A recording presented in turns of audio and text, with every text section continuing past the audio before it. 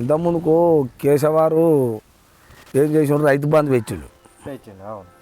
రైతు బంధు పెడితే ఓళ్ళకి వచ్చినాయి ప్లా అవి అందరికి వచ్చినాయి. ఓకే ప్లా, నేను వద్దంటలేను, అందరికి వచ్చినాయి. కానీ ఎక్కువ పైసలు ఓళ్ళకి వచ్చినాయి అంటున్నా. ఆ భూములు ఓలుకున్నాయి ఎక్కువ, 100,000 ఎకరాల భూములు ఓలుకున్నాయి. అలాగే ఉన్నాయి. ఆ పైసలు ఓలిపోయినాయి, అలాగే పోయినాయి. అంటే అప్పట్లో వాళ్ళ రాజ్యంలో, వెలమ రాజ్యంలో దొరలకు, పటేళ్లకు, రెడ్డిలకు అందరికి సేఫ్ అయింది. అది పైసలు అడిచేరినాయి. ఇప్పుడు ఇది కూడా అంతే ప్లా. ఆ బస్ ఫ్రీ అంటే ఏందనుకుంటాను, ఇది కూడా అంతే ప్లా. అప్పుడు అయితే రైతు బంధు ఎట్టనో అందరికి పడే పైసలు అప్పుడు కూడా. కానీ అధ్యక్షులు ఉన్నోనికి తక్కువనే పడేగా, ఎక్కువ మాత్రం వాళ్ళకి పోయినాయిగా, వాళ్ళ డబ్బు వాళ్ళకి అది చేరిందిగా. ఇప్పుడు ఇది కూడా అంతే ప్లా. దీనివల్ల లాభం ఏందనుకుంటాం, దీనికి సొంతం అన్నదమ్ములు లెక్కనే ఉంటాయి. ఇప్పుడు మహిళలకు బస్సు ఫ్రీ అన్నాడు. ఏ మహిళలు ఎక్కుతారు రోజు బస్సు? ఉద్యోగాలు, 1,00,000 రూపాయల జీతం ఉన్నోళ్ళు, 50,000 జీతం ఉన్నోళ్ళు రోజు బస్సు, రోజు డ్యూటీకి పోతూనే ఉంటారు, వస్తూనే ఉంటారు. వీళ్ళకి ఫ్రీ అయిపోయిందిగా. ఈ కూలీనాలు చేసుకొని పేద ప్రజలు ఏదో పోతే ఫ్రీ అన్నప్పుడు ఎవరైనా పోతాడులే, కానీ ఈ రోజు తిరిగితే భూ వెళ్తుంది, వీళ్ళకి వస్తుందా? దీంట్లో కూడా పెద్ద డ్రామా ఉంటుంది ప్లా. దీంట్లో వల్ల నష్టం ఉనికి లాభం ఉనికి. అలాగేగా 1,00,000 రూపాయల జీతం తీసుకుంటారు, మళ్ళా ఫ్రీగా పోతారు. ఏదో ఒకరోజు సంతోషానికి బస్ ఫ్రీ అని ఈ జనం ఎగబడి ఎక్కుతారు. వీళ్ళు కూడా ఎక్కుతురుగా. ఎక్కితే ఏంది, ఒకరోజు పోతుంది, 2 రోజులు పోతుంది, 3వ రోజు ఇదట్ట రావాలి. అంటే దీని వెనుక కూడా పెద్ద డ్రామా ఉంది పిల్ల. దీనివల్ల రాష్ట్రం లాసు, దేశం ఏదేదో అంటారు అన్నీ. రాష్ట్రం కొన్ని లక్షల 1,000 కోట్ల రూపాయలు అప్పయిందని అంటారు. దశ ఇదంతా పిచ్చి మాటపిల్ల. ఇది రాష్ట్రం అప్పుల పాలైంది, 500 లక్షలు అయింది, 1000 లక్షలు అయింది అంటారుగా. ఓడోడు 300 లక్షలు అయింది, ఇది అయింది, కోట్లు అయింది అంటారుగా. ఎంత బోగస్ మాట అది. నాకు తెలిసి అయితే ఎందుకో చెప్పను అప్లా. ఇప్పుడు రాష్ట్రం అప్పుల పాలైంది, ఒక గింత అయింది, ఈనాటికేమో గింత ఉండే, ఈ రోజుకి ఇంత అయింది అని చెప్తారుగా.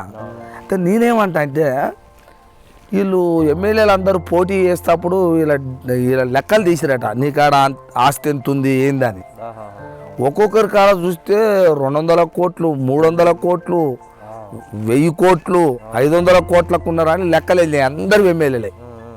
అంటే ఉన్న ఎమ్మెల్యేలే వెళ్ళినాయి. ఇంతకు ముందుకు ఉన్న ఎమ్మెల్యేలు, ఓడిపోయిన ఎమ్మెల్యేలకు, గెలిచిన ఎమ్మెల్యేలకు 1,00,000 కోట్ల రూపాయలు ఉన్నట్టేగా, పైసలు మీ దగ్గర ఉన్నట్టేగా.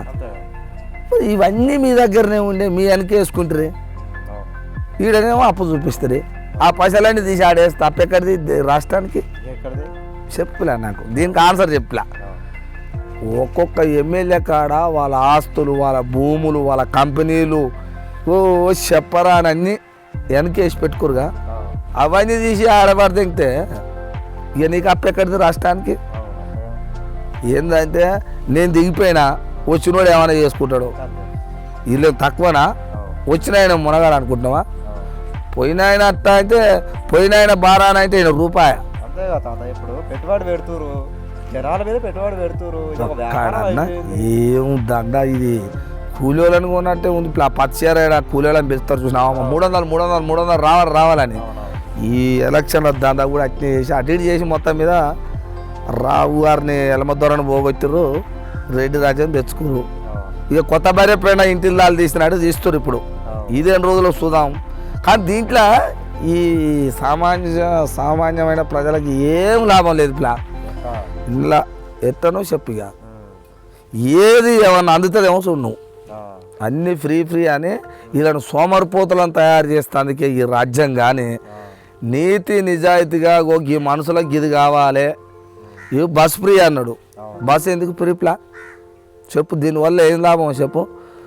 ఓ చదువుకున్న పిల్లలు నీ అటువంటి వాళ్ళకి ఫ్రీ అన్నా ఒక ఉండు, లేకపోతే 40-50 ఏళ్ళకు ఉన్నోళ్ళకు,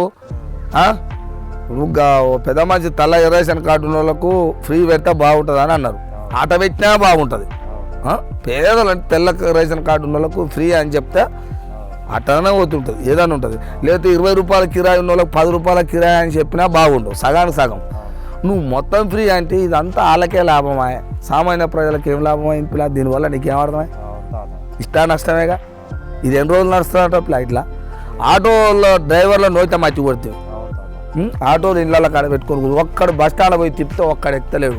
బస్ వస్తుంది అయ్యా మో ఇండ్లేందుకు అయ్యా, నీకు ఎక్కితే 30 రూపాయలు, నీకు ఎక్కితే 20 రూపాయలు అయ్యా, బస్ ఎక్కితే ఫ్రీ అయిపోయా.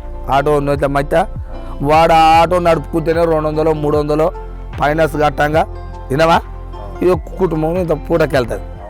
అది కూడా నోట్ల మధ్య. ఇగో ఇప్పుడు ఆటో డ్రైవర్ ఇట్లా మొత్తం ధర్నాలు చేసి రోడ్ల మీద తిరుగుతారు. అయితేనే ఒకరికొకరు రాష్ట్రం అంతా ఎగబడితే ఏం చేస్తావు నువ్వు? ఏందో అయ్యా అన్నీ ఫ్రీ ఫ్రీ ఫ్రీ. ఇది ఎక్కువ రోజులు ఏమి ఉండనట్టే కొడుతుంది నాకు.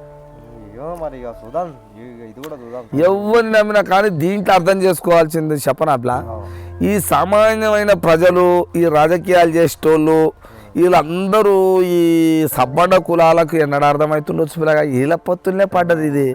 రెడ్డిలు రావులు వెలమదొరల పొత్తులనే పడ్డది రాజ్యము. ఈ సిగ్గి లజ్జ ఏమైనా లేకుండొచ్చు అంటవా ఈ సబ్బండ కులాలకు? వీళ్ళు తెచ్చుకుంటే అయిపోతుంది కాబా, వీడి ప్రియ ఏంది ఇచ్చేది, వీళ్ళే మంచిగా ఉంటే అయిపోతుంది. కానీ వీళ్ళు ఏమైనా ఆలోచన చేస్తుండొచ్చు అంటవా? తెలుసా తెలియదా? ఆలోచన చేస్తే గిట్ట అనుకుంటారు. బాబా ఇది ఒక పెద్ద పరిశాన్ పడ్డది ప్లా.